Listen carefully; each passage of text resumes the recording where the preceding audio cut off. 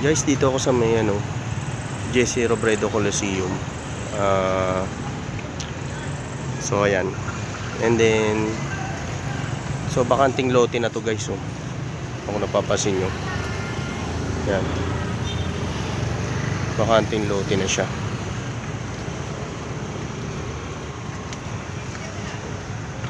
Yan, Jesse Robredo. Jesse M. Robredo Coliseum. Yan. So sabi nila itong bakante daw na ito tatayuan daw to ng ng fast food. So yan.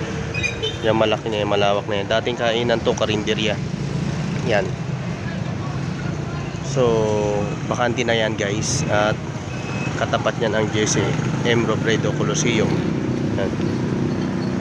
So yan. Yan, lumawak na siya. Dahil nga wala na nakapwesto rito, So yan lang muna guys. Thank you so much sa inyo guys.